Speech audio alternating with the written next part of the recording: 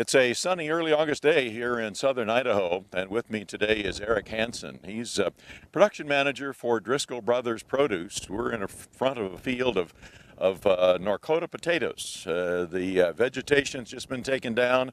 The potatoes not too far from harvesting in a couple of days or so. But Eric, you're a production manager here, but you're using a TPS Lab.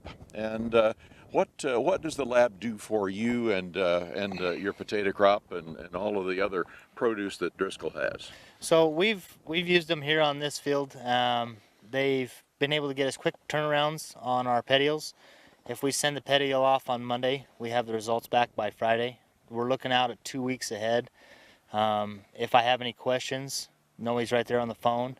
The nice thing about their petiole is they do have a graph and they do have a color code chart. So if you're looking through an email real fast and you see it red, oh man, I got to figure out this right now, stop and look. But if everything's good, you can just keep going on. If we have any questions, anybody's there at any time with Texas Plant and Soil or with Rocky Mountain Agronomics. You talk about petioles and that part between the stem and the leaf, and you send that out. The sap that's in there really indicates what the plant is going to be doing. It's a forecasting factor, and that's how you can tell if you need to make any adjustments on micronutrients, macronutrients, or any other treatment of the crop. Right. And that's for, if I need to up my N or what we're going to do. And then we'll also start looking at how old the crop is, when our kill date is, what they need to start doing as far as, okay, we're going to start bringing down everything here, start bringing down the fertilizer a little bit, or we need to up it because we're in the beginning and we need to get these spuds really rolling. Now, they worked with you on this particular pivot this year on a potato field, but you've had experience with them in the past, particularly on some great looking alfalfa in northern Utah. Yes, and with their stuff that they did on us, the tissue samples and the soil samples they did for us down there, I left that farm this last year. They sold the farm. Their hay, I've been down there and looked at it again. The new people down there that are running it still have an outstanding looking alfalfa crop, and I attribute a lot of that to what Texas Plant and Soil has done for us.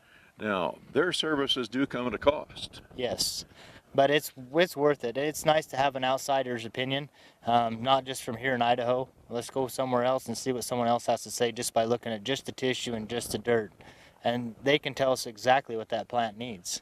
They're not out here looking at what we've got going on here. And really that, even though that cost is there, there's a good return on investment because that's an investment you're making. Right, and their opinion, I've used other labs and I still do use other labs here locally. They have tighter margins through Texas Plant and Soil than what a lot of the labs down here do. So it gives me a better forecasting of exactly what I'm going to have to do to get the best yield I possibly can in the shortest amount of time. That's a look at a potato crop and what the Texas Plant and Soil Lab, the TPS Lab, can do not only for Eric, but for you as well. This is Stu Ellis, and thanks for watching.